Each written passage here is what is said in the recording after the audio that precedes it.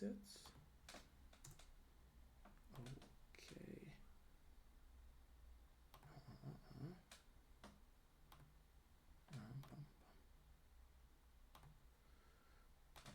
Let me check if everything is working well. Let me check if 1 2 3 1 2 3 1 2 3 1 2 3. Let me check if 1 2 3 1 2 3 1 2. Okay, it seems I forgot to max the audio. My bad. It will be better now.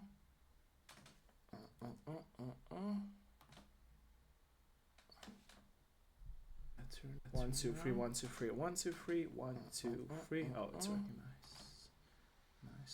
Nice. We'll also share the itch.io page in the chat so people can connect to it.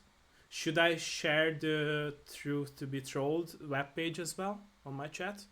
No, please don't. That one isn't finished. Oh, okay. Yeah, Because Truth Be Told is not being developed at the moment, and the website is not finished. Oh, okay. Because I shared it on my Discord. I wasn't sure if I can Oh. share it, but yeah, sorry for that. Then sorry.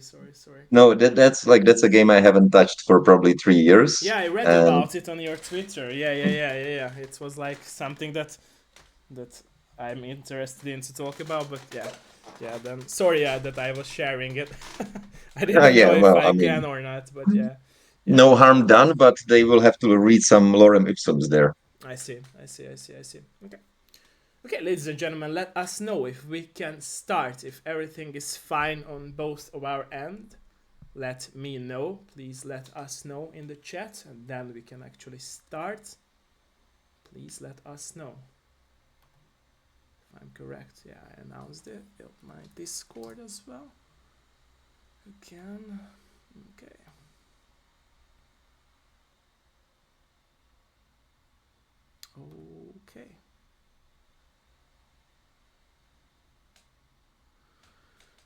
Okay, let us know, ladies and gentlemen, if we can start. Let us know. I know it's work time. People probably are lurking in the stream, but speak up if the voice and video quality is good. Hölgyek, urak, tudassátok velünk, hogy jó-e minden, hogy kezdhetünk-e, és akkor neki kezdünk. Trying to adjust my microphone too. I will check it myself as well because it's rather. I will check it myself as well because. Please say something. It's rather. Hello. I will Do you hear me? Myself as well. I just please say something. 1 2 3 1 2 3. Hello. Okay, it's working. Thank you. No, it's just I had some issues in the past where like the voice and video quality was good, but somehow Twitch like tuned down the voice of ours. So that's okay. why I checked it. Yeah, but it seems working fine. So if you are down, we can start. I could try to turn the microphone up. It's okay. It's okay. No, there's no problem. I was just saying in the past I had some problems when like Twitch turned it down. Yeah. All right. Okay, let me know if we can start. Yeah, we can start. Okay, nice. So welcome everyone in the very new episode of my Dev Live show. I'm today joined with Honza Vávra. I'm hoping that I'm pronouncing your name correctly. And yes, who made plenty of awesome point and click games like The Witch's Lullaby and Shards of Gods and Ossuarium and also Of the Clock. And also like we were speaking of, working on another point and click adventure game. So I'm very honored that you joined us for today's episode, and it was a pleasure meeting you back in Cologne as well during the summertime. So yeah, like I'm always saying, let's start with a little bit of introduction. So please introduce yourself for us. So as you said, my name is Honza Vávra. I'm from the Czech Republic, and I'm an English teacher. And I do these little point and clicks so far in my free time. I have published, I think, about 4.5 short free games on itch, and one of them is on Game Jolt. And now I'm working on a bigger remake of one of those gem games, which is supposed to be a full-length game, and that's called The Witch's Lullaby. I see. Okay. I see. Thank you for that.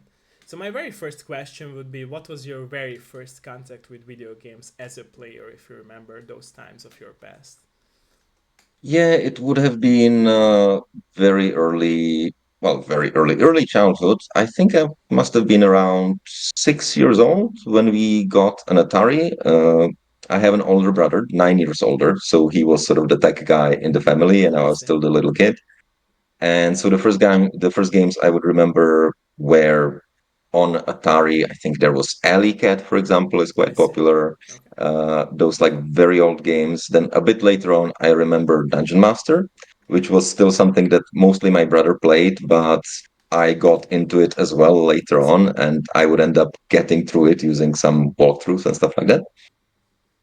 Yeah, and then there were the point and clicks. I remember one of the earliest ones was Goblins, Simon the Sorcerer. Nice, Later nice, on, nice. Day of the Love that. Tentacle. And it was interesting because at the time I didn't understand that much English. So now, in retrospect, for example, playing the Day of the Tentacle, I remember I would kind of like, I understood some of it. It's not like I didn't speak English at I all, see. but I would still have to do a lot of guesswork about what's actually going True, on true, true. in Right, the right. story. Yeah. So yeah, so those were the beginnings. Nice. Love that. Love that. So, what was the very first time when you had this click that you really want to make games, not just play them? Well, so actually, one of the early things that I remember was that when I was playing Goblins, I see. I would create these sort of like a pen and paper point and click in a Okay. way. So I would like draw a screen similar to Goblins. I had like my own version of Goblins. There were like two different characters, I but it see. was similar in that they had like different, I don't know, like skills or specializations. I see. And then I would give it to my father, and he would have to tell me what he picks up and what he uses it on Oh, and what he nice. does. So it was kind of like a blend of like a point and click and a pen and paper RPG. And I think it was mostly like in our imagination, but occasionally I would also like redraw the stuff on the paper. Like, you know, when he picks up an object, I would erase it. And when a door opens, I would draw it open. I don't remember it that well, but I think there were some changes like this. And it even had like cutscenes. I would like draw like a extra Love picture that. to Love show the that. Love that. transition between the papers. And then later on, I would always look for games that had editors. I So see. I edited some Duke Nukem levels. Okay. I created some StarCraft missions. Okay. Nice. Uh, I remember at one point I saw in some magazine that there was a shareware editor for point and clicks. And so I forced my father to buy it for me, I see. and then I ran it, and I found out that first of all it was made for like a much earlier games than I was playing at the time. I see. So what you could do there was something akin to like the first Leisure Suit Larry game, and this was already the VGA era. I see. I So see. it looked kind of lame to me, and also I just wasn't able to like it was just designed in a way where like yeah you could press arrows and walk the character across screens, but not create anything more sophisticated than that.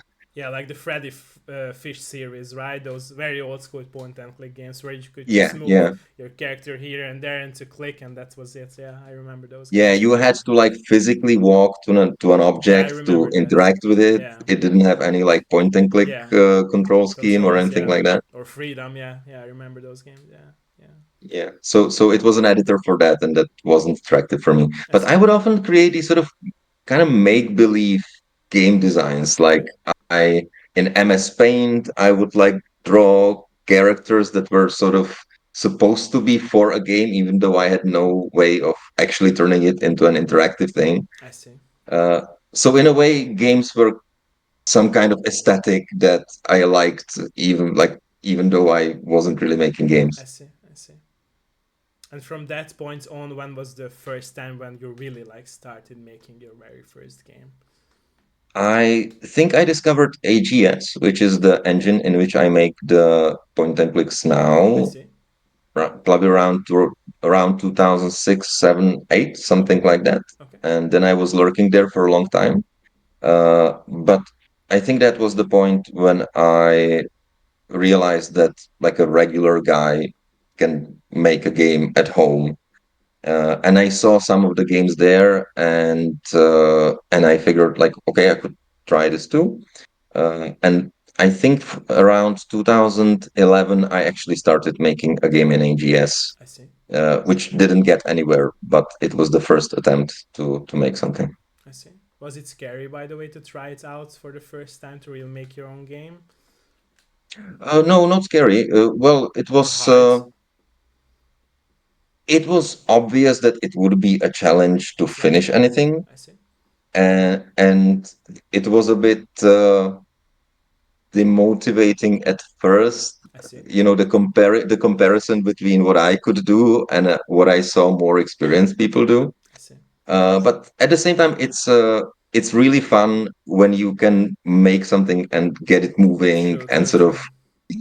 you realize that you're like now creating this little word that's actually functioning. True. So it was a lot of fun. I wouldn't call it scary. I see. I see. So you were talking about your father and your parents as well supporting you playing games. Do you feel like your parents, family, and friends were supportive about the decision that you started making games? How do you feel about that? Mm, Like not in a oh, only in a financial way, but in on emotional level too. Like how do you feel about that? uh, it was. I think it was much harder. Some five.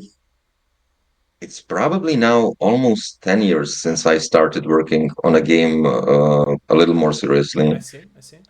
And back then it was much more awkward to even say that I spend my weekends trying to make a game, I see. because if for people, this sounds incredibly naive, right? Like, I imagine that if I told them I'm looking for a job in some gaming studio, or that I am working with some other people who are more experienced, they would probably see it as a more serious endeavor. I see. This way, it just sounded like this like weird nerdy hobby that I'm taking way more seriously than I should be. I see. Uh, Now it's a bit better because I have already published a few things, and there has been some kind of feedback. My sister has played my games, my brother also some of them.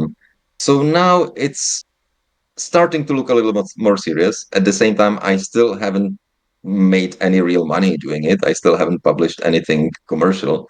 So I think that until I actually publish a commercial game, or if I ever publish a commercial game, I hope so. I I will be I will be a little less embarrassed treating it as a serious sort of career choice. So I see. far, it's more like this intense hobby. I see. I see. And what do you think? What could be the case behind that you like never like publish the commercial game? Like you always like put it out there as for free of charge for people to consume it and to play it, and you never like went into fully into video game development. Since I believe that your games are awesome and you really understand, in my opinion, the point and link genre, and they have great stories. So why was it that you never went fully into like making these games of yours? There is a huge gap between a relatively short game, Okay. either a jam game or even a slightly longer game like Shards of God, Okay. and an actual full-length commercial game. I see. Like, I see. the amount of time the latter takes is incomparable, I right? see. So, in the past, I would always start a game that would be maybe more ambitious or bigger in my mind. And then if you do that along your day job, and if you don't have any deadlines, and nobody's pushing you, it's just taking forever. I see. And so, thanks to game jams, which I started participating in, that was something that actually pushed me to release something. And it also gave me restraints, so that, like, I would have to scale stuff down, and create or design the game in a way that I was able to do in a short I time. see. I see. I see. At the same time, those game jams then distracted me from the bigger projects, because it's always very, very attractive when you see that you can make something True. True. relatively playable and relatively True. good in a short amount of time. True. And True. so then you start thinking, okay, maybe I could be working like this the whole time. Maybe I With a should scale bigger down the project. resolution. True. True. True. Very true. Very Yeah. true.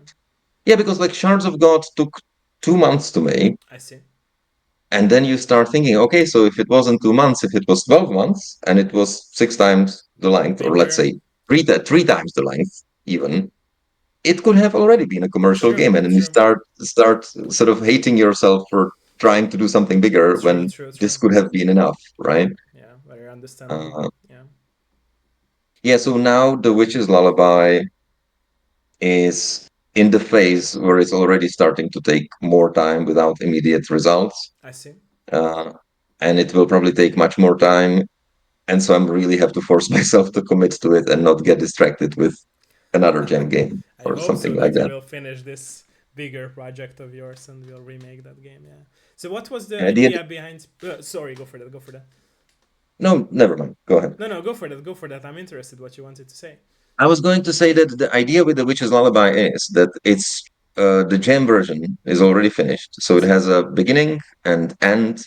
And I imagined before that this would be the motivation that keeps me going because now I see. I have the basic outline. The game is playable from start to finish. I can already walk around and click around and do everything in it. I see. And now it's only about inflating it and expanding it and making it nicer and adding much more content and much more sort of complicated storyline. I see. But I have point A and point B already, right? I see. But that was also a bit naive because, again, it turns out that the gap between what's in the jam version and what would be needed for a full version is, I don't know, like 90% of the work.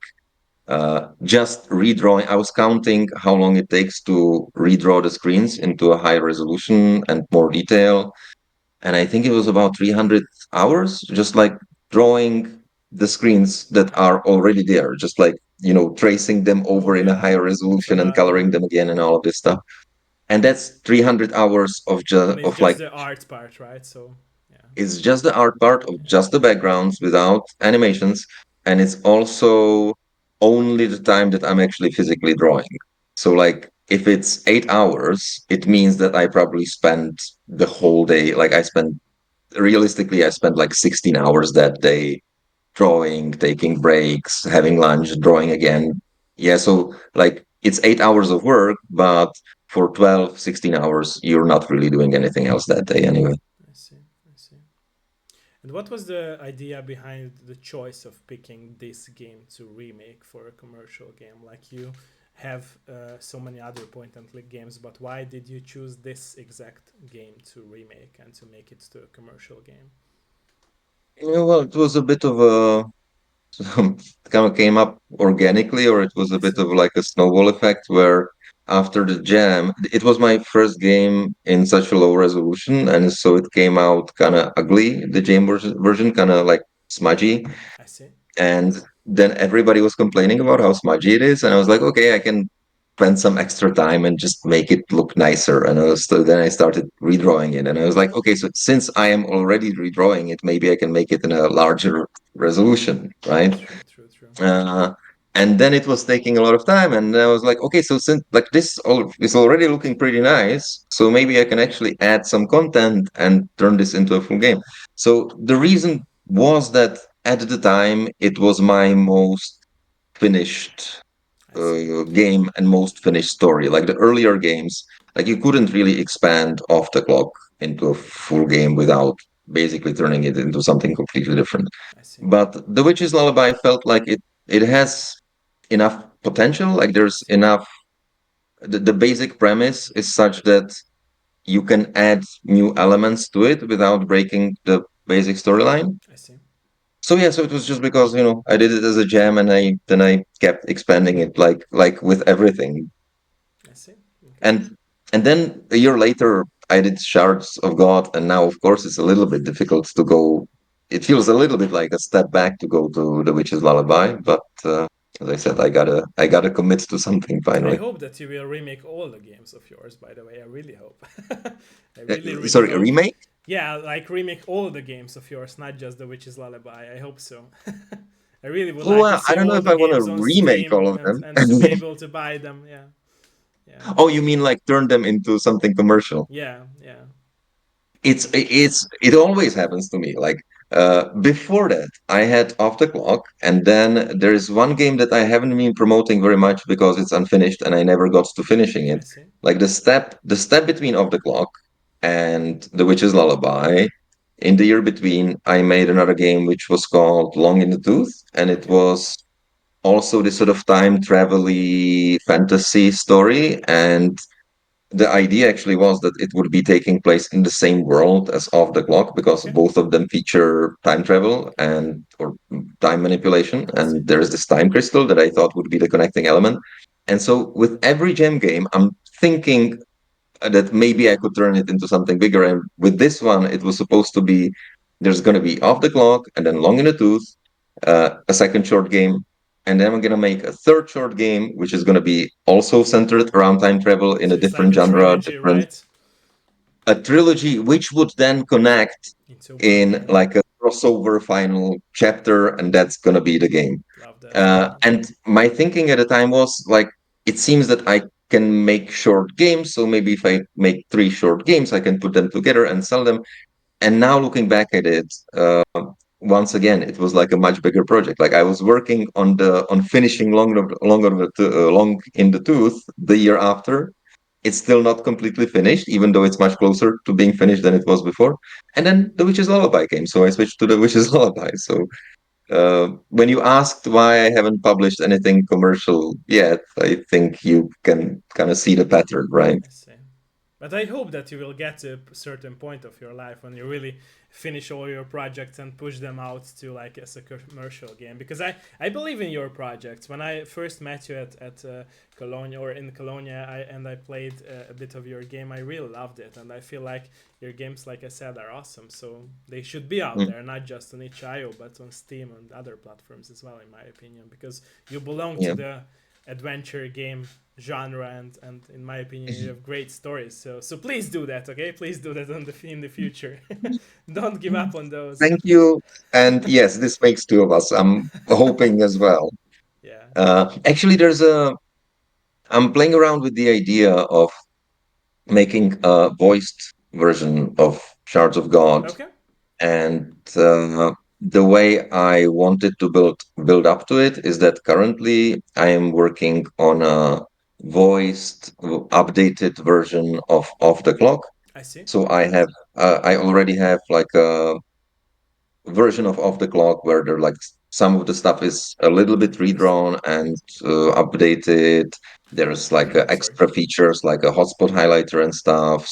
There's a one extra puzzle, and now I'm planning to add voice acting to that to learn to work with voice acting and voice actors. I see. That one would still be free. It would just be like an off the clock sort of update. Update. I see. And the idea was that doing that, I will learn voice acting, and then I would do a voice acted Shards of God, and then that could maybe be like a small, cheap, but commercial version of I that. see. So I hope that it will could be happen. something, but even this is taking like forever. Like No, no. yeah, and right now I'm waiting for the voice actor to get back to me with the sound files, and then we'll see what happens. I see. I see. And I hope for the best for you, really. Okay, so my more personal question would be like, how have you changed as a person in other territories of your life from being a game developer? How do you feel about that? Hmm. So I don't know how much you can say it changes you as a person being game developer. Okay, I suppose you get some like you definitely get more respect for other people in creative professions. Like it becomes a I see. little more. I but maybe I have always been doing that. I don't know if being a game developer, changed me in this way. But I know that whenever I'm criticizing a piece of media, like I'm watching a TV I show see. and I'm talking to a friend and I'm being critical of it, I'm still critical, but I think about it in a way of like, okay, what were they trying to do? Why did they write I this thing see. this way? What was probably the So you're intention trying to here? see more behind the curtain, right? Am I right about that? Kind of, yes. I And see. you approach it more from the perspective of the creators I rather see. than just I see. from a The consumer's consumer perspective. perspective, yeah, yeah, understandable. Uh, Yeah, yeah. So that's probably one thing. I see. Yeah. Otherwise, I'm not sure. Um, yeah, can't think of any really like personal changes. I imagine that it has slowed down my career in other areas I see. because like I'm a private English teacher, I see. uh, which is a nice job, but it's also not. It's a job that people do in their 20s before they get a real job, and It's not true the in my reason I can. opinion, by the way. It's not true because I had an English teacher as a private English teacher, and he was like around his 45, 46 year old when I was like 20 or 19. So Mhm. I'm not agreeing with this statement of yours. Okay, so not probably not Totally. always. Yeah, not I'm being a always. bit. Yeah, there I'm are being a bit. examples. Yeah. Yeah, no, I'm being a bit I self-deprecating. Probably understand not that bad. what you wanted to say. I understand what you wanted to say. But the reason I'm actually really happy for this job is that it's super flexible. I just have individual relationships with individual clients, so I can rearrange my work schedule mostly as I want. I Like I see. just have to always agree with one person to move something somewhere, etc. I see. And so it gives me a lot of space to work on my personal projects. I see. And if I wasn't taking game development seriously, if I wasn't imagining that eventually it might turn into a career, uh, I would have probably been more ambitious in other areas of my I life. see. It feels I like see. this aspect of what I do is kind of Helps sucking you. out the ambition. And apart from working on games, I mostly just want to have what I have in English teaching, which is like a pleasant, relatively stress-free, flexible job, and that's enough for me. I don't need that much progression there. I see. I see. Uh, but this also puts more pressure, on finishing some game finally because I'm pretty freshly in my 40s, and it's becoming a bit urgent. Like I I see. probably need to move forward in one of those areas. I see. I see. I see.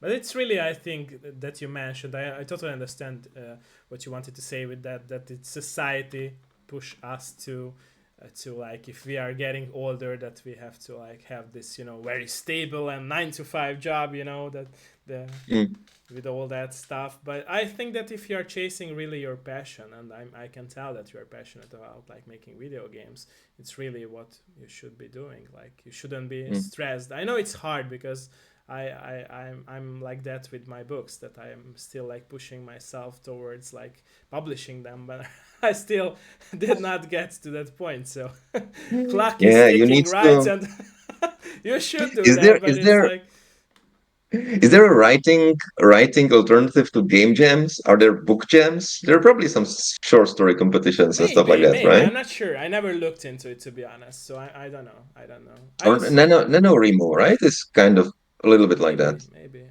Yeah. But like I said, I Yeah, was. what Go for it. that's Sorry. what worked for me. Like Yeah. if it Yeah. wasn't for game jams, I think I still wouldn't have published anything today. To be honest, I'm writing mostly now for myself because I was like writing, for example, like not just books, but I was writing for video game journalist websites. But Hmm. I'm always saying this. I left most of them because I hated the corrupt scene of those video game journalist websites where they like wanted me to have their opinion rather than my own. So I Oh. did not get any chance to have my freedom, and I hated it. So yeah, but I'm writing mostly for myself now, but I'm still on that Mm. phase of my life and I'm trying to like really publish all the stuff that I'm making. I know it's taking long because it's 10 years in the making. I already like made 2 or 3 books, but it's still like I would like to publish them, but I'm not getting that. Also, you have two or three books finished, Yeah, but I never uh, published those. Yeah, I never published those. It's a lot of reasons. One reason probably is that I'm afraid that our Hungarian political situation is now like whenever you like make a statement, they will connect it to politics, even if it's not about politics, so I hate that. And Hmm. I feel Hmm. like, or I fear that at some point, if anyone would read my book and would be very much politically oriented, that person who reads my book probably may Hmm. connect with some political, I don't know, beliefs or scenes. And I don't want to have that, because my book really is not about that. It's like my stories and connecting to how to, this change the words idea of mine, but yeah, it's like Yeah. not about politics, and I fear that. I don't know. I also had like some ups and downs in my career with my visions throughout my life, and that's why I had like developed this self-doubt. So when I wrote my very first book, I never had self-doubt in it. I had a clear vision what I would like to deliver for those people who will read my book, and I really still believe in my vision. It's just, there is always like this questioning ourselves when we have some ups and downs in our lives. Have So you had? Oh, sorry. no, that's it. I was going to ask if you've had any feedback in this, Yeah, I did. like when you Only said that only people might. some people read it, like it's my mom and some of my friends, but they like the Mhm. idea. It's just like my like I said, my vision is like really like trying to aim for something that it's like connected with people. And it's Mhm. always that self questioning if it will really connect with people or not, because Yeah. it's like you in the book, right? So it's like Hmm. I'm not sure if if that Yeah, will I connect to can no, people. So yeah, it's like I know what you scary mean. in a I can bit. I can totally relate to this. Yeah, Yes. yeah, Uh, yeah, there's always the dilemma of, you know, when you when people are not connecting with it, should you, or maybe only some people are, should you take that as valid feedback, which means that you need to change and true, improve, true, or true, should you sort of stick to your true, guns true, true, true, and very true. go along with it as long as you like it personally? True, true, very Uh, true.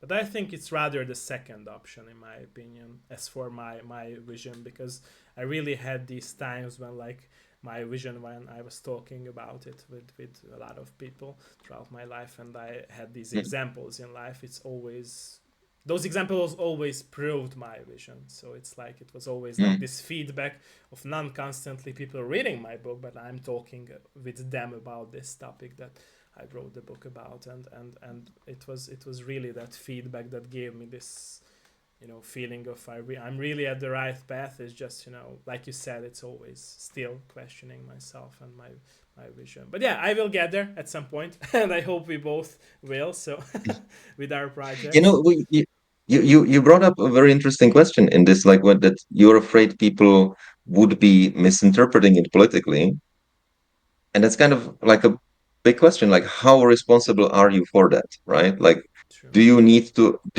to adjust the content because what you believe would be a misinterpretation? Like, should you then communicate your I message think differently, I or? think in my opinion no, because like if Mm. I know about myself that I'm not politically oriented person and never was, because I'm still that kid who uh, might understand politics but is not into it, because I don't feel like political standards matter or political sphere matters. I know it's important for a lot of people but not for me, and in my opinion I feel like, I don't know, if people will understand my book, they might not be connecting it to political sphere.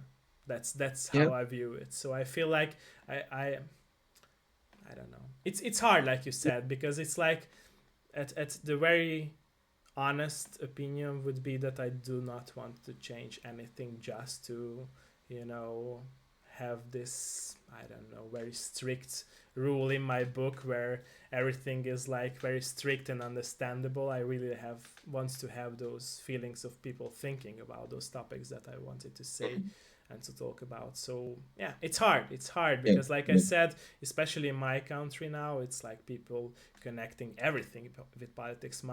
Um, my hairdresser who is making my hair every now and then, she told me that it's this funny joke is that when you drop a pen anywhere, and if it like lands on the left or the right side, people will say that you're right or left-handed in political sphere, but it's Mm. stupid, right? It's just a pen and Yeah, dropping sure. on the floor, so it's Uh, like very stupid. But people are like that, so yeah, yeah, yeah. No, I'm 80% there with you. I yeah, totally get what you're saying, and I think I mostly agree. But at the same time, sometimes people can see things that you were not aware of when you were writing it, but true. now when you get the feedback, you realize, Maybe, okay, maybe there are some like assumptions that I'm making politically, or true, maybe, true, true, I'm being political without realizing it, right? true, true, true, So I would say it ends up being like with all criticism, which is you read something, read some feedback,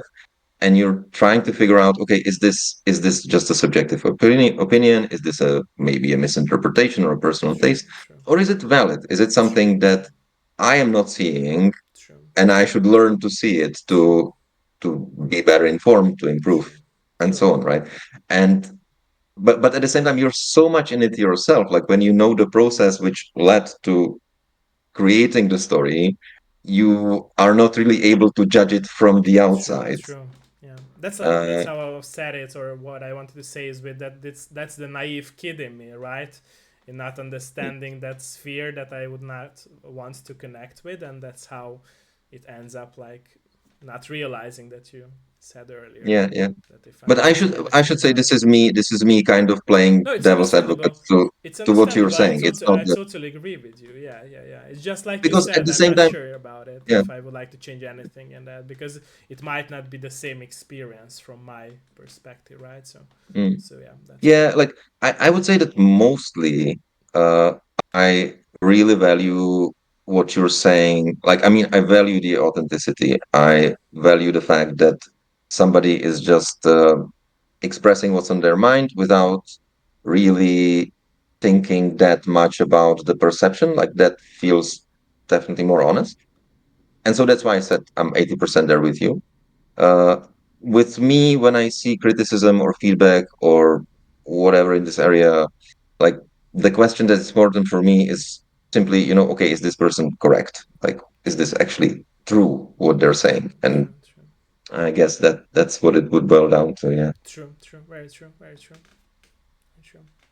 Okay, so Okay. this topic that we have discussed now brings up another question in me. So I have this statement of mine that I believe that all of us creators who create our own craft, we always tend to put something from our past, our own experiences, losses, love, everything that we experienced through in our past. Is it true, this statement of mine, to your life as well as a game developer? Like, do you have or did you put anything personal in your games, even if it's like loss or love or any of your own experiences? How do you feel about that? Or a Mm, message that you wanted to give out to the players with games? I think when I look at my games, it's always a blend of uh, the stories that I have consumed. I see. So it's this kind of cultural sort of background, I guess, I see. I see. and overlaid with my personality and my values or I value see. system. I see. So I haven't. None of my games features anything really personal. Personal. I see. There is never something that like happens to me, and now I am kind of Reflecting to turning it. it, yeah, turning it into a game. But of course, just in the way my characters speak and think, and certain themes that emerge in the games, like people who know me and then read some of this stuff would probably say, "Yeah, I get why it's you who wrote that," or like I can kind of recognize your way of thinking I in see. some of it. I Right? see. So yeah, so on this level, yes. Uh, but to be honest, I also have to say that a big influence would just be the cultural aspect. Like I see. often I find myself not drawing as much from real life and more from just subconsciously. Not that I'm like intentionally ripping something off, but I recognize the stories that I have read and consumed in the games that I I make. see. I see. Uh, and then the rest comes through the characters. Like And this has been like with the earlier games, it was mostly just manage to get through the dialogue somehow, like hope that it's not too cringy and that it doesn't have any serious grammar mistakes. And then Shards already had a bit more developed characters and a bit more. It was generally much more dialogue heavy, and there I do get to a point where it becomes important how these people are thinking, what I see. arguments they're making, why they are saying what they're saying. Um, so yeah, so maybe that's how my personal stuff gets projected. I haven't made anything yet that would really speak to some like deep personal things. Do you, or would you like to do? Like, would you like to make something that's is a very personal game? Yes, I see. yes, definitely. I think that if there's too much of it, it can be detrimental to a game, I see. just because it's a story which has characters, and all the characters can't be you. Uh, True. Very true. Yeah. so you have to be able to get outside of yourself True. True. True. to write characters well. True. But at the same time, I would definitely like to eventually make stories which speak about things that are important to me. I see. I see. Okay. So, from all those games that you were working on and worked on, what was your favorite one to work? Which game was my favorite one to work on? Yeah. It's hard. It's always about the result. I see. Like that's what makes it retroactively feel good to have worked on it. And yeah, I think so far my best game is Shards of God, so it would be that I one. see. I see. And why? So, not just the result, or is it just the result because of the result? Or is it there's something else that you're connected with that game that means more to you than other games?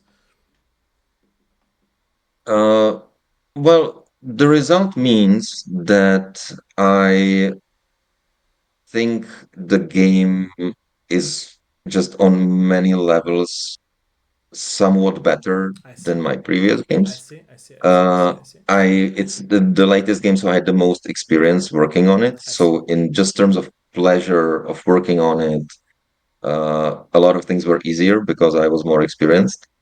Uh, when it, I was always self-conscious before about my writing, and I still am a little bit, I see. because after all, I'm not a native speaker, and I have to admit, lately, I haven't been reading that much, and so I don't have the sort of muscle, like the brain muscles for vocabulary and stuff like that.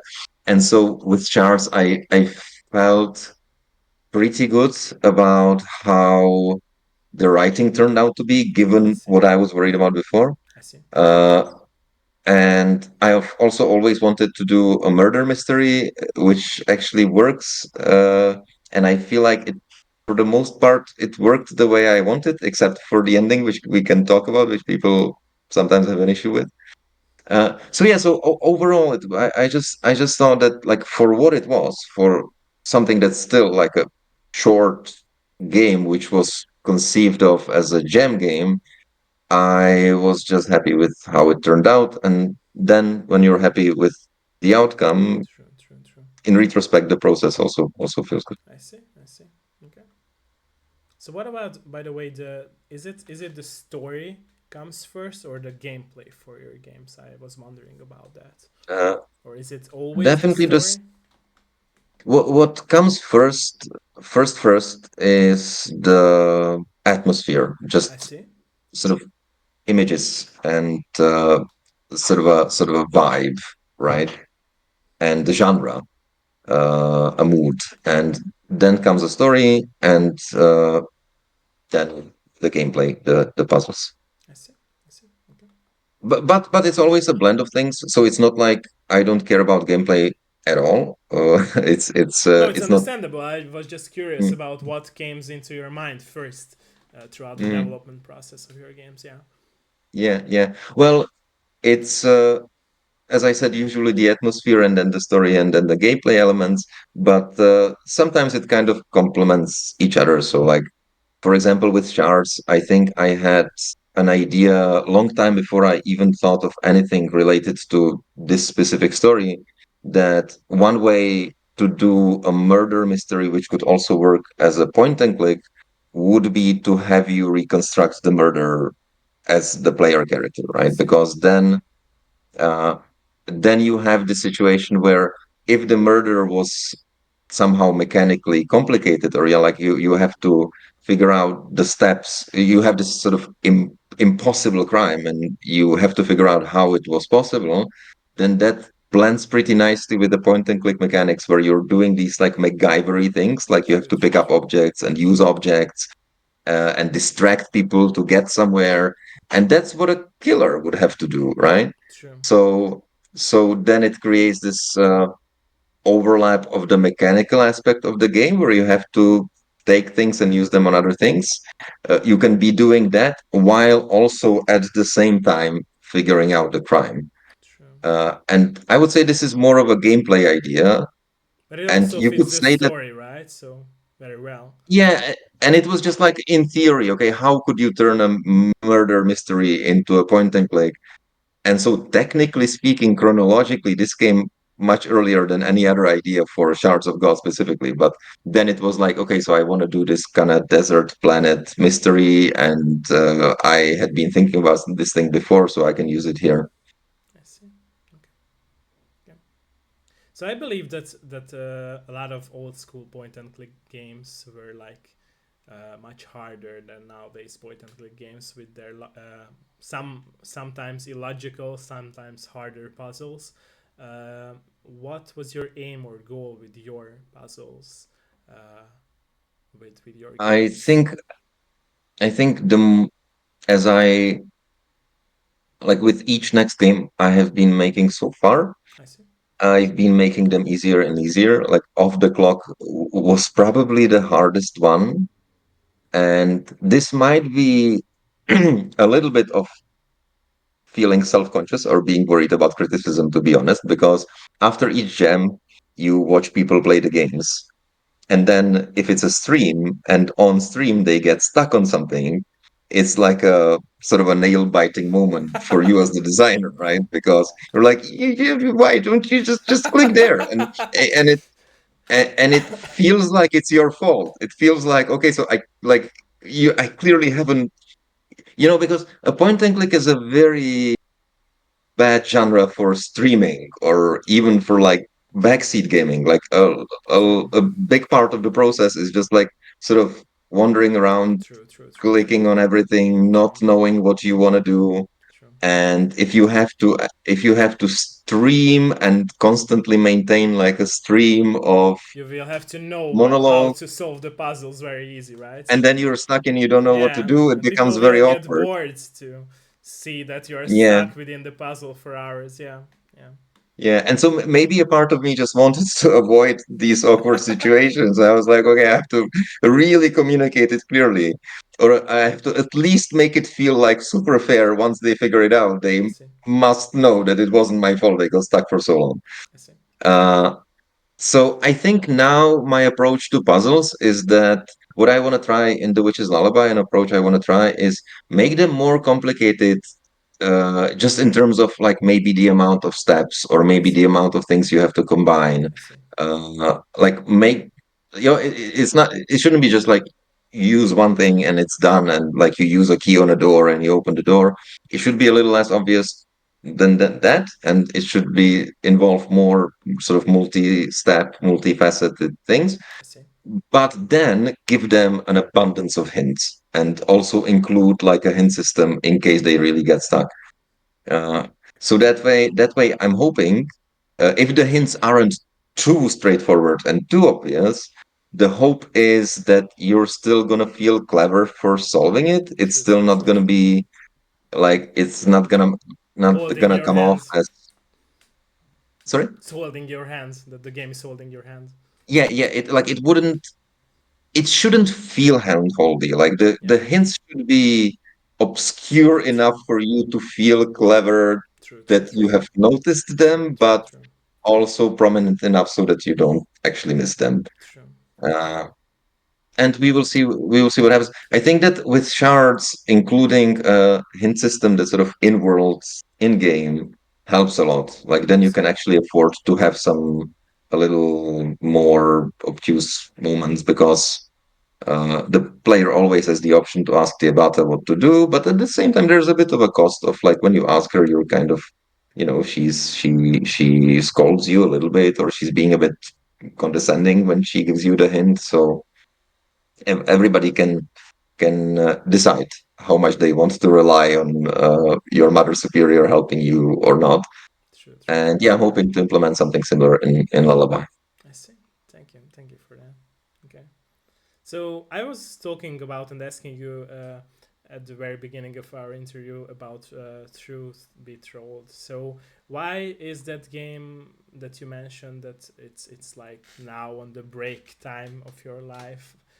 Did something happen that you like wanted to take a break? Of course, if you don't want to talk about it, it's totally No, okay. I the was game just jams wondering. happened. Okay, The game I was working. So the Truth Be Told was a game that was high res. I see. It was what's the 1048 to 1920, Okay, so like a full high res. So it took a long time to draw. At the time, I was also thinking in a way where I was like, okay, so I'm a complete amateur. I'm probably not going to be good at many aspects of this. So I'm going to put like extra efforts into these things that I know I can influence. I'm going to make, for example, I had a 16 direction walk cycle just because I was like, I've never really seen this anywhere. I think maybe some games have done it, but I was like, yeah, this is going to be like the extra step that I can make because I'm an indie and I have the time to do it, etc., etc. And so the way the game was set up, everything took forever to make. Like I I see. would be working on one walk cycle for 3 weeks, maybe, or something like that. It was pretty intense work. Uh, and then I signed up for Adventure X Jam at the end of 2020, and I made Off the Clock in 3 weeks. And at that point, I still didn't have not even like a 10-minute continuous gameplay in Truth Be Told. And I realized, oh, and suddenly here I have this like half an hour game that I made in 3 weeks, which is like less than one walk cycle in Truth Be Told. So I should probably be doing something that's a little closer to the scope of the clock. And that's where the whole plan of creating an anthology came. And then as I said already, I abandoned that as well later on. I see. I see. So that was it. So Truth Be Told was simply too big and too I difficult for see. me at the time. And now, retroactively, if I return to it, which I'm still kind of hoping maybe one day, because there are some cool elements of it, I would probably feel the need to edit the story as well. I Like see. after having some experience with other games, the story is, I like many aspects of the story of Truth Be Told, and it's a bigger story than my the games that I have published. But I would need to rearrange some stuff and come up with some new stuff. I'm not loving the story the way it is right now. I see. I see. Okay. Okay. So with your games, what would be like the ultimate core message that you always like wanted to give out to the players who are playing them? Was what I don't think there's or you never like had something that you like wanted to give to the people with these smaller games? no, I really don't think you can boil it down to like one I ultimate see. I message. see. I see. And There's if always some themes. okay, So the games thematically they revolve around certain topics, certain I see. I questions. see. I see. I see. Um, I see. but I don't know And if what I was could the most important boil it down to a message to message. you? What was the most important message in your Mm, games that you may can think of? like maybe one sort of aspect, if I really had to come up with something, then one aspect that a lot of my stories revolve around is the idea of truth and I honesty. see. That's what a lot of Truth Be Told was about, I see. and then it's something that also comes up in shards. to some extent, and that's still not a message.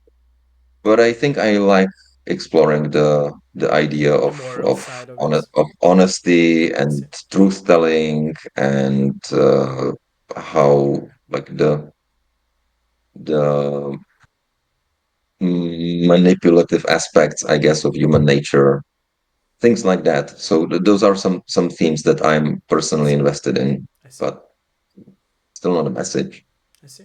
I see.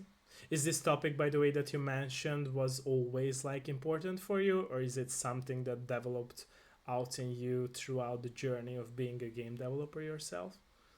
How do you feel about it? I'd say yeah, I'd say it's always been important I see. for me. I see. I see. I see. Okay. Okay. Okay. Thank you. Thank you for that. Okay. So before I ask some more questions, are you down to go into some questions from my chat and my community, if they have some questions? Thank you. Okay, ladies and gentlemen, let us know if there is any question. Let Should us I know. should I go on Twitch? Can I see the chat as well? Because I'm on Oh, Discord, you but can. if I go on Yeah, Twitch, I'm gonna see them, right? sure, sure, sure. You can. I will link you the chat. Let me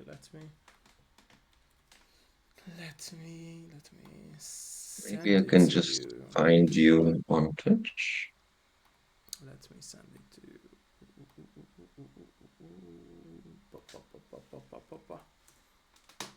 I've sent it to you on Discord. Okay, I see. Yeah, I think I just got there. Mini is asking. Let's go. Okay, let me translate it.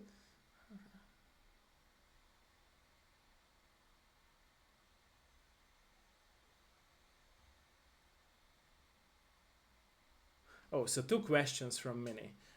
First question is: would you be the protagonist of any of your games? Would you ever, or have you ever wanted to be the protagonist of any of your games? No, no, I would actively be against that if somebody was forcing me to. Okay, Uh, I don't know why. Some it's on one hand, it kind of puts you on the spot. I think it's very. I would feel very awkward trying to create a fictional version of myself. I see. Uh, yeah, because like that's it forces you to engage in this kind of strange fantasy when you're like turning yourself into some kind of heroic character or into some kind of I don't know. I think I would. It maybe it's too personal. I would just feel awkward putting myself directly in a game. But of course, as I was saying before, many of my characters have aspects of me, I Aspects guess. of you, yeah, yeah, that makes sense. Okay, thank you for the question and answer as well. And the second question goes from Mini is that if you are playing your games, no, wait, let me read it.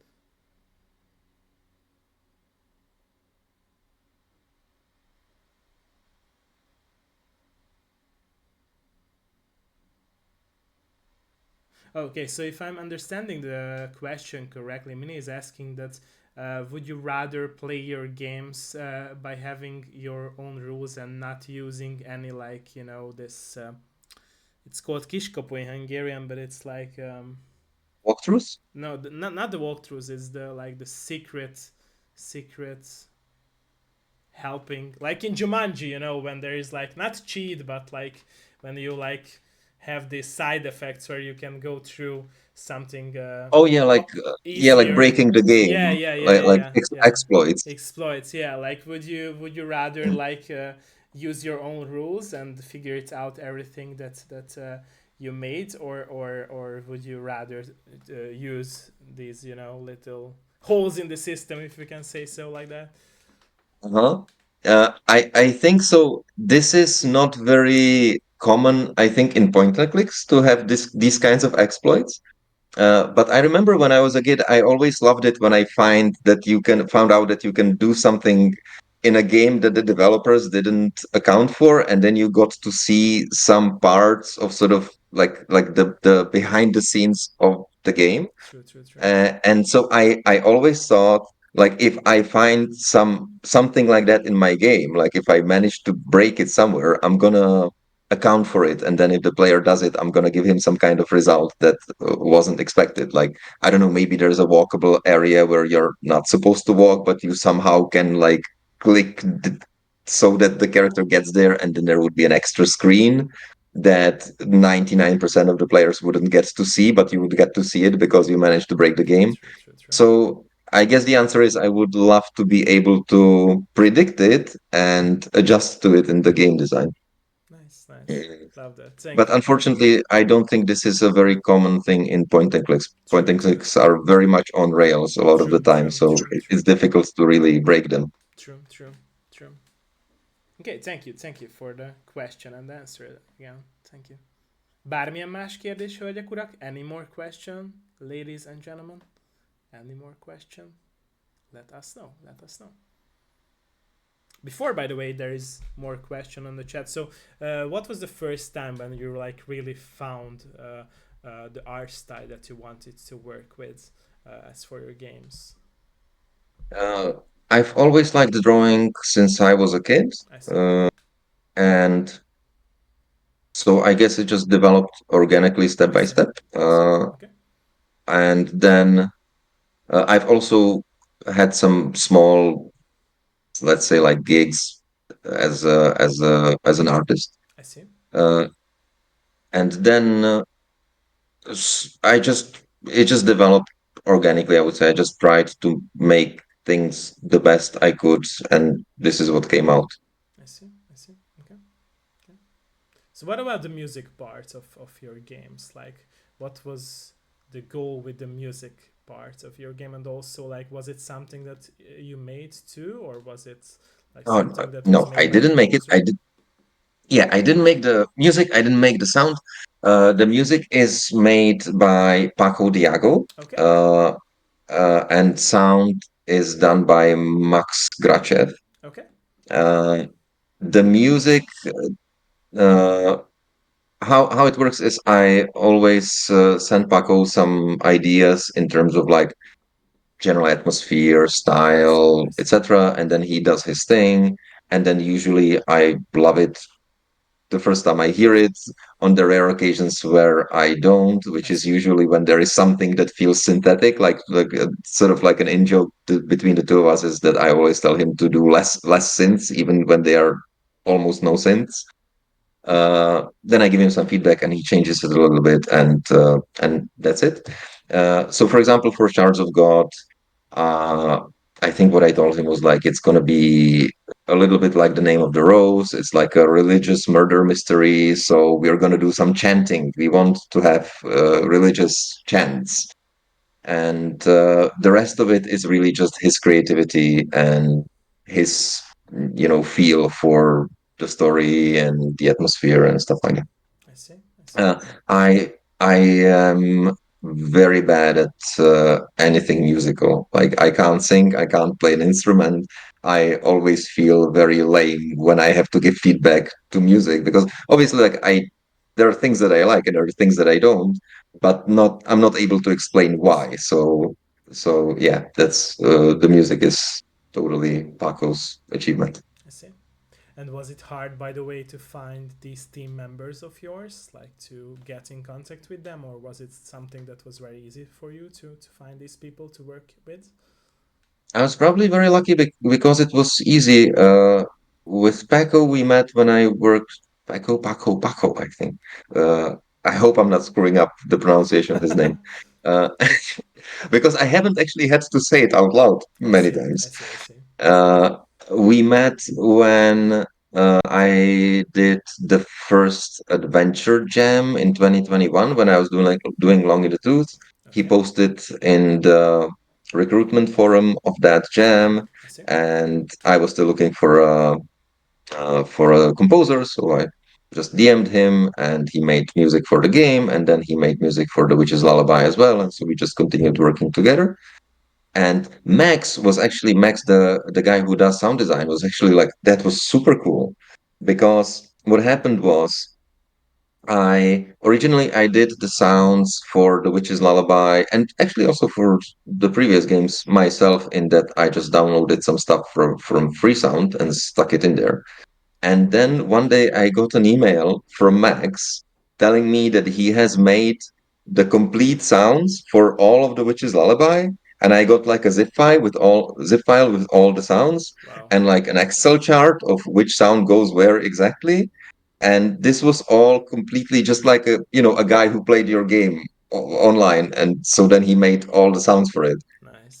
And so I was obviously like very grateful, and I put it in there, and then I got in touch with him when I was making my next game, which was Shards of God.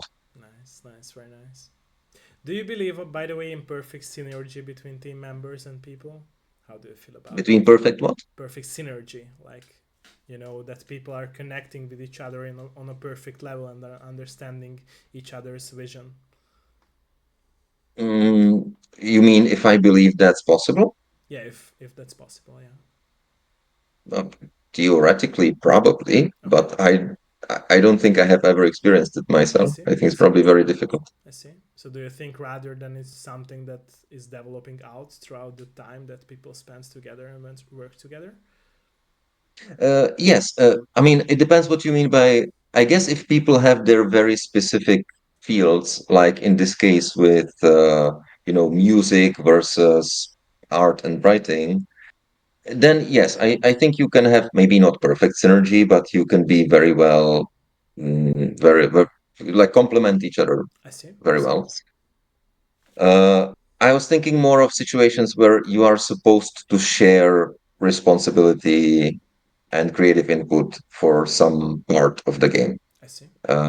This is also a big luxury for me that I am able to work on the games just myself, and so I don't have to adjust to anybody True. else's True. True.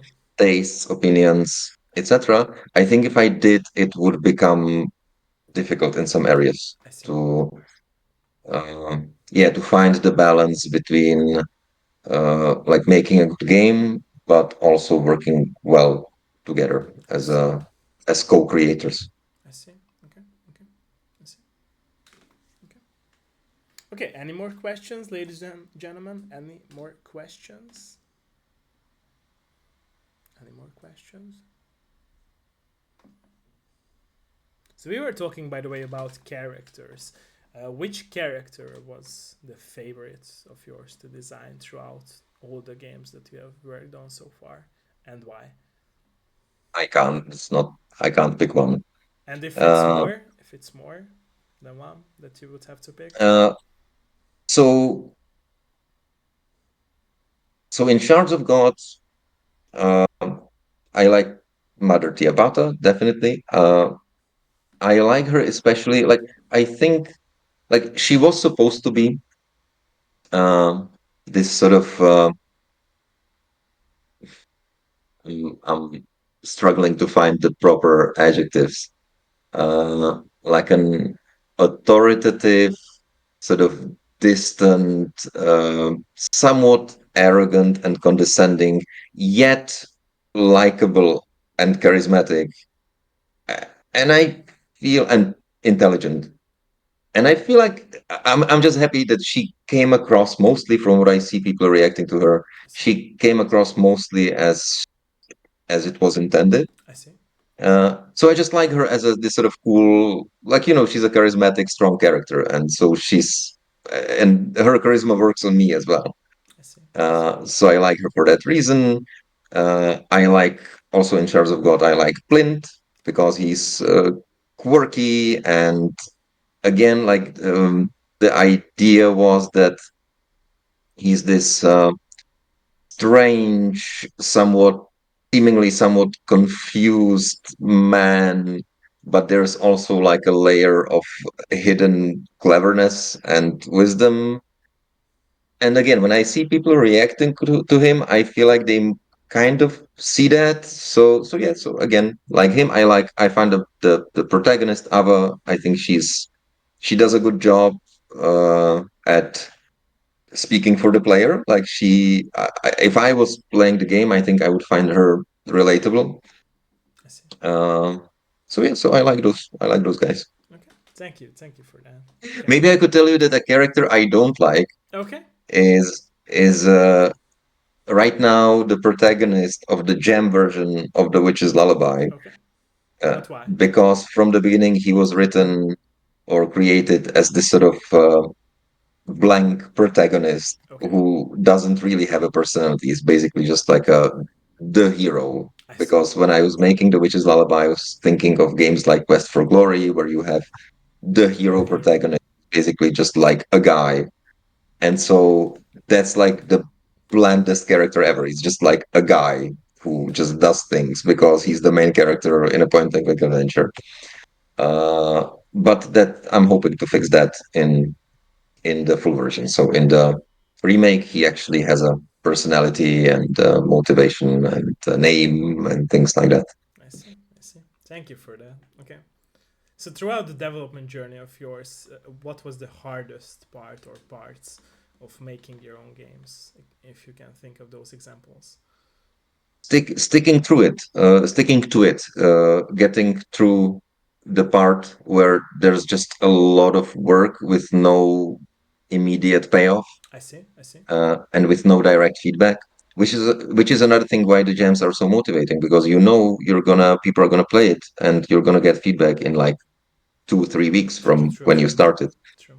Uh, so this has so far always been the wall I've run into trying to finish a commercial game. It's just there's a long period of time when you sit at home and draw and just like spend countless hours doing it without anybody even seeing that you're doing work. I see. Uh, so probably that, yes. I see. So my question would be also that, like, you mentioned that listening to feedback is also an important aspect in your life as a game dev, but also being honest to your vision. How do you balance those two things when you make your own game? Like, how do you let not being having sacrifices or sacrificing your freedom of choices and vision by listening to people's feedback? How do you deal with that, and how do you balance those two things? It's I don't know if I can. It's really difficult. I see. Like it's really difficult to distinguish between being defensive I see. and like not accepting, like basically you don't I'm never sure when not accepting criticism is a feature and when it is a bug, right? Like is it a- am I being true to myself when I disagree with some critical opinion and I want to do it my way, or am I just being ignorant and defensive and I should actually accept the feedback? I see. uh, and I think if there is a middle ground, it's probably that sometimes when I see that people are not happy with some aspect of the game, it just forces me to focus on it more. And even if I am defensive or disagree with them at first, in the end, it kind of forces me to at least work on it again and I see. try to maybe change it in my way. I see. But It makes sense. yeah, Yeah. like find an It's still overlap you, but like between, change a bit. Yeah. yeah, like do something maybe different that still feels like my True. idea and that I still like, True. but it also avoids the flaws that people were pointing out. I see. I see. Yeah, because you I mentioned. think No, no, go a for it. big example of this is the long final monologue in Shards of God. That's like one thing that I personally actually like, and it was one of Yeah, the the, ending that you mentioned. That's why I wanted to ask. Yeah. yeah. There's like a big, you have this typical. There's a word for it that it's French and I can't pronounce it. Denouement or something like that. It's the final scene in a detective story where the detective has a long monologue, I see. sort of explaining the whole case. And one of the motivations for even doing the game was I wanted to have like a proper scene, this proper sort of Agatha Christie final scene in a computer game, because I don't think I've really seen it to this extent in a computer game, right? Like you always sort of you're playing the detective, so you have to figure it out. So you have to figure out the True. clues step by step, but then you don't have this final reveal because you True. have already uh, you have already discovered everything up to that True, point. true, And so I true. wanted to have this scene, and now everybody's complaining about it. Everybody's like, "This is a very long monologue," and I'm like, "Yes, that's how these types of murder mysteries usually end." Mafia games had those, by the way. I'm not sure if you played with those. They are not point and click games. They are like a way other genre. But Mafia games Uh-huh. had those. All the And free Mafia and games. They had this very like long a monologue character of like, yeah, yeah, gathers and suspects in a room and yeah, goes one by one, and yeah, and they like started talking about like what happened throughout the journey of the main protagonist, and especially Mafia, the third part of Mafia had this when like everyone started to talk their thoughts and their ideas about the main character and what happened to him, what could drive to the end goal of him, and anything related to mm, him. So yeah, those games had these very long like monologues about uh-huh, speaking out we should say like their own ideas, but it was really about the like to see behind the curtain what the developers wanted to say as a message with that main protagonist motives and beliefs. So yeah, all so right. yeah, Yeah, this what I have in mind is more like but it's rare, like you said, it's rare in yeah, games. Yeah. yeah. What I meant was more like the ending of an, I don't know, Hercule Poirot story, where Okay. like Poirot would gather the suspects Okay. and would explain his thought process. And within these explanations, there would be several twists. Usually, there is some perspective shift where, like, something you thought wasn't important was actually important, etc., etc. I see. This kind of like yeah, I can't find a word for it, but like the final scene I in see. this very old school traditional murder mystery. Uh, and the thing with those scenes is that they are long monologues. Like if you read an Agatha Christie story, like True. I think that maybe depending on if it's a short story or longer story, but I think a big chunk of the True. text would be this scene. True. Uh, and now maybe to use it as an example of taking versus not taking feedback, I definitely understand that if you're playing a game, you're in a different mindset. And then if you have to just spend 20 minutes clicking through dialogue, it's gonna always be a little frustrating. Uh, I think it's but it's rather frustrating for those who might not understand where the influence come from first. And second is that I, like people a lot of people are lazy to read. In this rushing world of ours where like people rush through the cutscenes and the journals that they can find in games. I feel like people a lot of people even who plays or play story oriented games, they are often like skipping cutscenes, which is nonsense to me. So it's understandable from their perspective, of course. I don't agree with that to be fair, perspective to that they are skipping these things and not liking these long monologues or dialogues, because like they are not, even if they are like into the story of the game, they want something like more easier to consume, in my opinion, not to read or to listen to the characters that much. And it's bad because I remember myself listening and watching an interview with Amy Hennig, or Hennig. I'm not sure if I'm pronouncing her name right.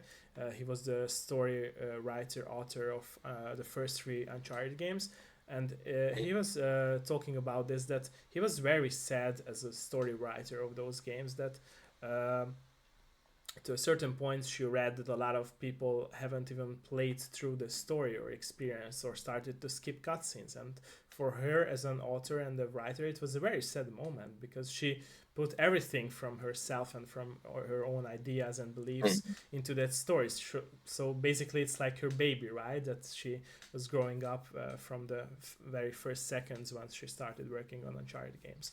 And I feel like that's the case with your game as well, that people who complain about it, they might not understand the influence behind it, or very like, I know it's a harsh word to oh, say lazy, but it's laziness in my opinion, because like a lot of people nowadays are like playing story games, but they are not like, if you would down to be talking with them, they couldn't recall anything from that story, only like some core parts which everyone knows, right? But it sucks because as a developer you want to have that experience for players that they will consume the whole package of the story, not just, small parts like this dot and this dot and this dot. Of course, it's understandable when they are connected more with, I don't know, this perspective or the story or this side of the story. But at my opinion, in general, it's really important to consume the whole package because it really gives you the full perspective, the full circle of the story.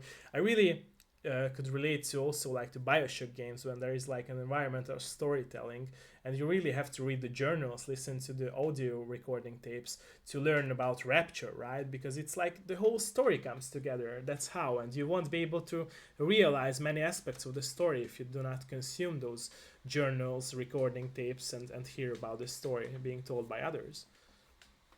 Mhm. Um, yeah, there's probably players like that who just, as you said, maybe too impatient, True, true, true. because, like, to be fair, it's an acquired taste to just like sit and click and read True. pixelated text. It's many For many people that's not, you know, the best kind of game. Like, that's not engaging. But I think that I've also got feedback from people who actually do enjoy the genre. They are point and clickers. They also enjoy murder mysteries, and they even give like their general feedback towards the game is positive. They really enjoy the game, and then they feel like, which is already dialogue heavy, which is why I think that the players you're talking about wouldn't have even got to the ending. They would have been just immediately turned up. But then at the end, they still see the final monologue as a flaw and as a mistake. Sometimes they will suggest that the ending was rushed, and then I just was like trying to get it over with and didn't know how to explain it differently. Uh, and that's kind of uh, what irritates me about it, right? That it's like it's from people who this type of game should be for, uh, I will tell you and something about it, by the they way. still No, go sorry. for it, go for that. But I can totally relate to this part of yours, by the way.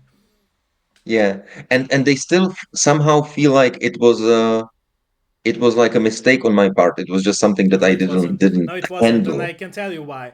Mm, Throughout my journey of writing, even if it was like articles about video games, even if it was like school projects, even if it was like novellas that I showed to some people, or even if it was my book, I always had this teacher of mine in literature class, in Hungarian literature, who always told me that one thing that you should really learn is to like downscale your writings because you love to write very long as thoughts of yours, and it's like not a good thing because people won't consume it. It's good on your side because you're explaining everything, but people are not like that, and I see it as a huge issue, and I can totally relate to your like this ending of yours because I feel like it's not a mistake. It's like the people not being able to consume it as high level humans. We are high level humans, right?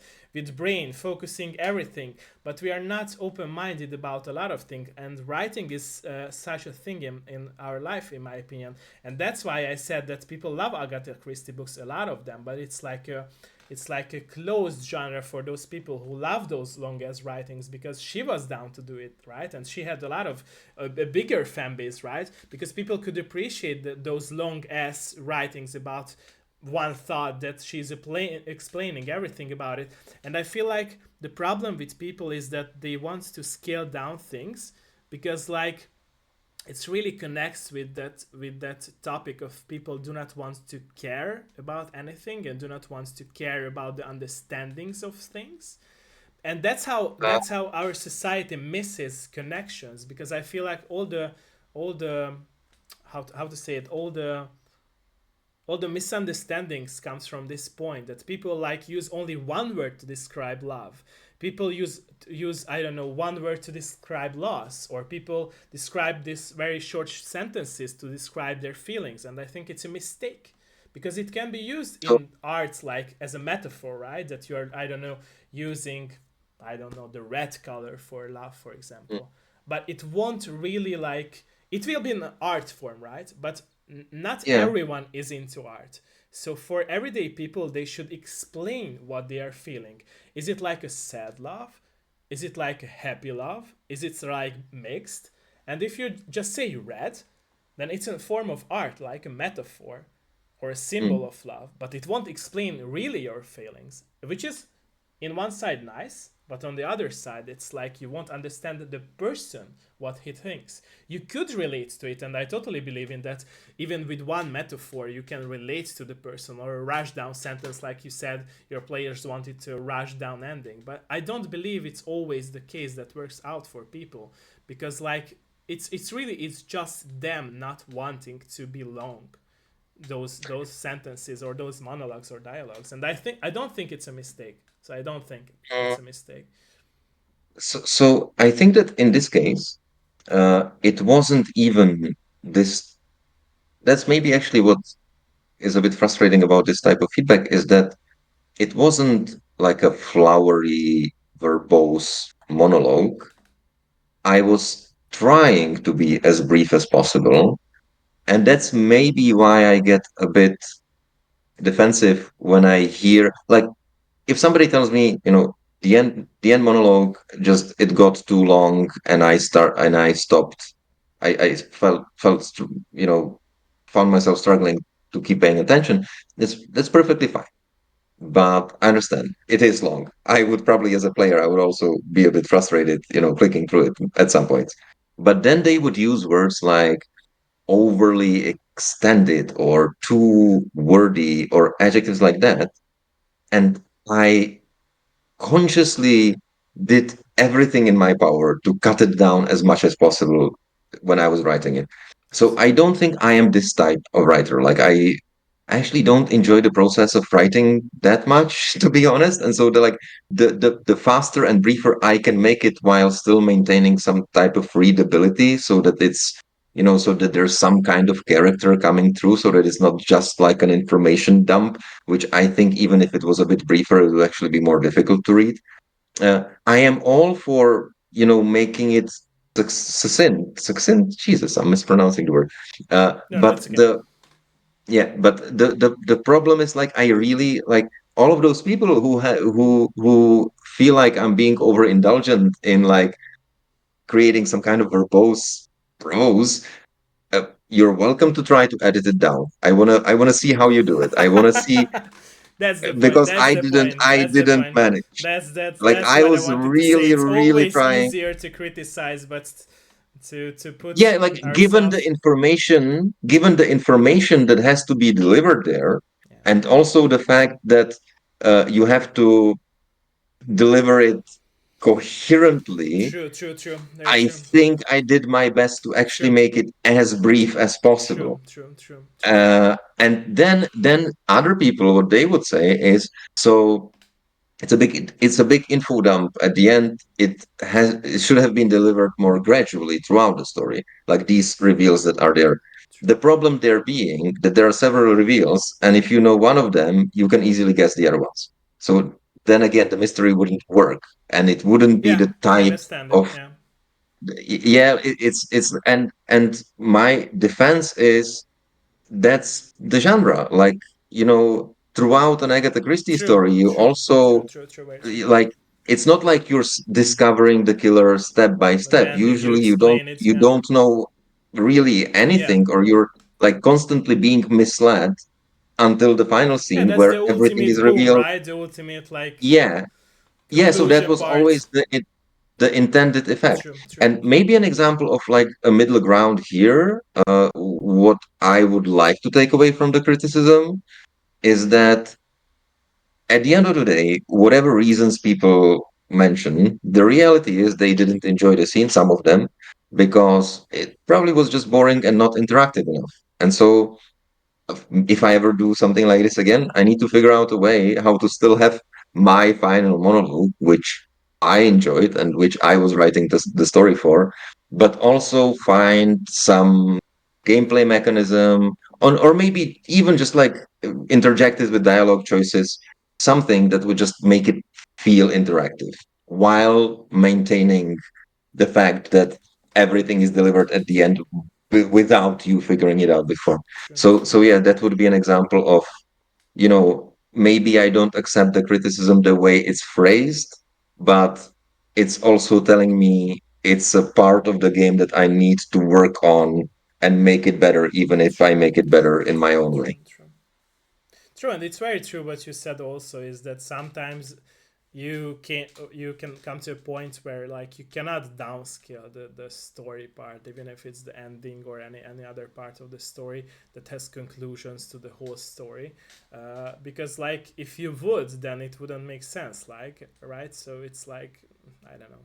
Yeah, it's Yeah, interesting. yeah. Like I said, throughout my life I always had these moments when like people, it's funny because like uh, in my everyday life I like I said, I love to write. So whenever I'm speaking with anyone, and it's a topic that we are discussing in private or I don't know or on stream, I always like have this long as dialogue from me, and some of my friends are got bored and closed down their phones and just replying me next day. So I totally could relate to that. That in some points I of my life I always had this issue where I was like writing very long, and but like I said, I can relate to that because I feel Yeah. like it's important to express ourselves. And even like you said with your example, you might not be No, liking that much of the writing process, but you were downscaling and briefing as you the best of you could. So it wasn't yeah, like no, you expanding it, right? So that's the problem. I am not the type of person who tends to be overly wordy. yeah,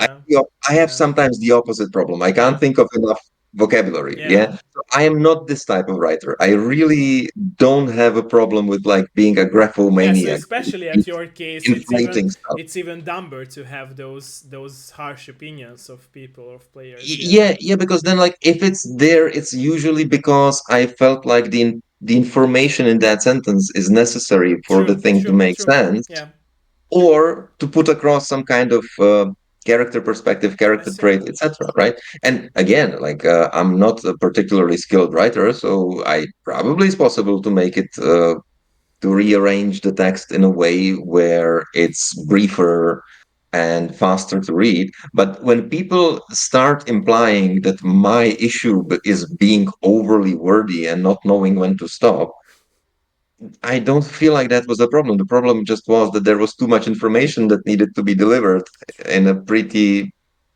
short amount of time. true, true, true. Right, true. Maybe you have to make a musical at the ending, right? So the Yeah, yeah, yeah. person who explains And the conclusion will sing it, right? So yeah, people well, can well, connect to it. that's another dilemma. Is that like one thing that I think I could do, and it would probably make it better for people, is I could just intersperse the final monologue with dialogue choices, and maybe have you like guess some of the things before Tibata says them. But the thing is that that would also make the scene twice as long. True. Like then that would Very true. then it would really turn it into like a one Then they hour would complain monologue. even more, right? Maybe, I don't know. Maybe not. Maybe not. Maybe it No, would I see. improve it, but it would definitely make it longer than it is now, Yeah. not shorter. Yeah, like I said, that's the sacrifice that you have to realize that you would like to make or not for the players as for their feedback. Yeah, it's hard. It's Mm. hard at the end of the day. Yeah. On the other hand, like we've been complaining for the past 15 minutes because you asked about criticism, and this is one thing that I could think of. But I should say that on the other hand, overall, in this sort of point and click indie community, and especially if the games are for free, people are generally very nice and very No, they are. charitable They are. and They are. very Yeah. positive. Yeah. So I wasn't. so I was. it's It it's wasn't. it's not like I am upset about criticism overall. Like it's quite the opposite. Very often I'm a little worried that people are a bit more positive and maybe they are spoiling me. Yeah. I see. I see. It's interesting because I wasn't really like complaining. It's like me feeling like this video game industry, especially, but not just video game industry, art, any forms of art in general, especially nowadays, are treated this way where like people, if people do not understand something or do not see the influence behind it, and they are more down to share their negative opinion with a harsh way, and I think it's not good because like it makes developers and any person who makes any forms of art question themselves more, like you as well and like me, and it's not always good. Like you say that you mentioned that for you it's more to have those negative criticizing comments because it helps you grow, which is true, in my opinion. But also, like, sometimes it will really make this dilemma in you, like you said before. And that's the problem that I have with the video game industry in general, from the player's perspective, is that I believe that there are so many angry people who sit down at the end of their days and put all of the anger of criticizing games, not because they don't like it, but because they have, I don't know, a bad job, or I don't know, they have a bad relationship with their family or parents, and they are always down to put this negativity into forming an opinion. And I saw a lot of people doing that, and it's crazy to This me that is we are living in such a society where, like, people cannot, they haven't teach to, like, really how to form an opinion. Because I remember myself in school, we had all these classes about, like, how to how people formed an opinion like 100 years ago. Like, if it was only two people arguing about a topic, both of them, like, writing down it on the paper or on a rock, if that was the era of, like, where people wrote it on the rock, and they exchanged those papers and started to read the other's opinion first and then to talk about it, right? And now it's not happening. Like, mm, people are mm, just consuming and telling all their bullshit, crappy, harsh opinions, throwing at others, because on the internet you can, right? So nobody, like, yeah. takes a rule around that, It's what you should say, and or what could you say or what not. And I feel like that's a problem, in my opinion, because questioning yourself comes from this perspective of people. Yeah, I feel like people have always been like this. Like True, when I speak to just people I it's know in very real true, life it's very true. and But I talk to them about true, movies or whatever, true, people just have pretty, uh, I don't want to say not extreme, but like very sort of straightforward opinions of true, things, and they don't particularly, care about being fair or true, true, true. breaking apart. But I have to say this is probably true of gaming in general. But when it comes to free indie point and clicks, I must say personally, I haven't encountered probably any of what you're talking about. So, like, generally, 99% of people are either at least fair and relatively polite, or very often super nice and positive. Even the reviews that I was complaining about a while ago, that mentioned something critical that kind of rubbed me the wrong way. Overall, they were polite I see, and positive and charitable, I see, right? I see. So I think I this is something that I still have to brace myself for when I release, or if I release a commercial game, because I think once I ask for money, these people are gonna come. But That's what I so wanted to far, say. Is, yeah, you're since in a I'm giving the lucky games away for position now. free, everybody's been very nice to Yeah, me. you're in a lucky position right now. But Yeah. I hope that those people won't join the comment section. I hope. But if they will, Well, like in a way, if somebody's being really extreme, if somebody's being like, this is a piece of shit, etc., etc., I don't know. Like, I should be careful about what I wish for, because maybe it's actually going to hurt me once I read it. yeah, that's what I But wanted to it say. almost seems easier to deal with because you just know it's not true, right? Like, I don't think I have too high opinion of my games, but I definitely know they're not complete I shit. think, I think, I It's think. it's like the average opinions that are more concerning than Yeah, but the really low at the ones. end of the day, if every one of us is an emotional person, right? It Mm, at some point we will take it to heart, even if it's not like it just, I don't know, for a minute or for an hour or for a day, but we will take it to our heart. Even the strongest, like, emotionally sure, built yeah, people will take it to heart. I believe in that. So I don't believe in yeah, that people can really develop a very thick skin when they, like, okay, they said this game sucks, but I don't care. No, it's not true. All people care, in my opinion. I saw people, yeah. like, No, definitely, acting definitely. like they're, I don't they're think. very Mm, strong, and okay, I won't take it to my heart, but at the end of the day they started crying about negative opinions. So yeah, it's like that. oh, But totally, yeah. you can No, no. develop yourself in this way to really know how to deal with all these types of forms of opinions. and harsh opinions, Mm. especially. Yeah, Yeah, for sure. yeah, yeah. Okay, ladies and gentlemen, let us know if there is any more question. Let us know. Let us know. Let us know. If there is any more question. Hölgyek, urak, bármilyen kérdés? Bármilyen kérdés? Let us know. I just looked at the chat, but it's all in Hungarian anyway. So Yeah. Let us know. Let us know if there is any more question. Hölgyek, urak, bármilyen kérdés? Is there, by the way, any topic that we haven't touched and you would like to talk about before I go into my last question, closing question? Is there any topic that you I'm might would like thinking. to talk about? Um, I don't think so. Probably not. Okay, okay, okay, ladies and gentlemen. I was just maybe since we were talking about the Twitchy players, I have one story from Cologne when where Okay, we met.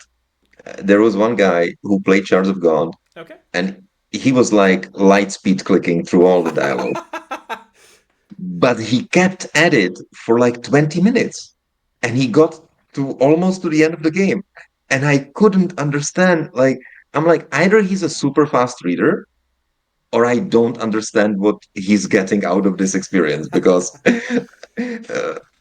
yeah, so that's just what came to my mind when you were talking about that before. Yeah, That like there are many different ways to play these games, I true, true, suppose. true, true, true. Right, true. And I really believe, I always believed in this, that what I said earlier is that it's for me, especially because I'm a very emotional person, it's like it's best to see these kind of like happenings in life when people like not Mm. consuming things that I know it's very like bad to say or stupid to say or naive to say, but some genres supposed to be consumed the way they are and supposed to be understood the way they are. So point and click is a very like niche genre played by those people who love the genre, and those who are not into it, they might like you said, skip through it. And in my opinion, that's the case with it, right? So they won't be able to recognize the story, enjoy the puzzles, being more creative because they solve the puzzle, or having that feeling of being clever, like you said before and talking about it, to solving those puzzles. And it sucks to see that, because if I would ever to create any game and people would do that, I would be very sad about it. I can tell you that. So yeah, that's Yeah, my own yes. perspective about I'm- it. so far I'm not sad about any of I'm the happy really for sad you. stuff about I'm happy for you.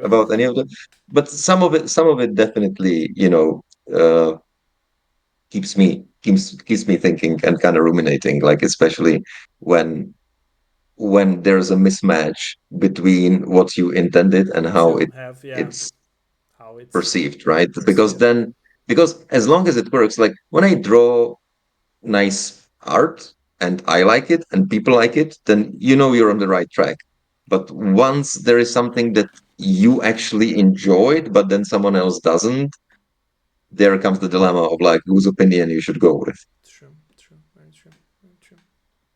Okay, so my very last question would be closing question would be what would be your advice for those people who go fully or on a, not fully but mid-level, like side working on video games, like what would be your advice for those people who really would like to make their own games as a solo developer? So given what I said before about how far I've gotten so far, and that how I tend to get distracted and stuck in terms of not finishing a longer commercial game, in this area I don't really feel competent about giving advice. I think I'm still in the place where I would need advice. So the advice that I would give from what I've done so far is find a small project that you can finish in a set amount of time, and you really have to finish it in that time. So a game jam would be perfect, but whatever is similar to a game jam, where you actually have some kind of external benchmark you have to reach in a set amount of time, and then watch what your mind does and how it actually adjusts the scope when you have these kinds of constraints, right? Which is something that I've heard a million times before I did it myself, and I still didn't follow this advice, and I still always overscoped. So I'm not sure how useful this is going to be because it's what everybody says. It's always easier to Uh, give advices than to actually follow them, right? exactly, yeah. But yeah, like I mean, I don't think there's anything wrong with No, true, true, eventually being ambitious and true, true, true. I agree with that. try to make something bigger. True. Like it is true that if I had invested the same amount of energy I had done into the jam games into like a full game, I would probably have published a full commercial That's game what by I this wanted to time. say. Yeah, So yeah. that's why I'm saying I'm not a successful game developer, You will be. so You will I be. don't Just think I stick should to be your giving out vision. advice. You will be. But what has felt beneficial for me so far are these small challenges where you get to finish a task and get a feedback in like a small scope. I see. I see. Okay. Okay. Okay. Thank you for that, and thank you for your time. Like I said, I will need some more of your minutes of stream, but for those who joined us for today's episode, don't forget to check out the itch.io page of Honza and try out the games out there. Make sure you leave a feedback too. Uh, Hopefully, that's not a harsh feedback. I will kick the ass of those No, who be will as leave harsh as that. you want. Be honest. Be honest. I also said truth is True, important. true, Okay, true, so true. be honest. But not in a harsh way. I will add that to that compliment. Yeah, yeah. So yeah, like I said, thanks everyone who joined us for today's episode, and thank you that you joined us also for today's episode. This was really a pleasure and also an honor. And yeah, thank you for the questions as well. Thank you for the answer. And for those who will be watching our edited version on YouTube later or a VOD version on Twitch, thank you for checking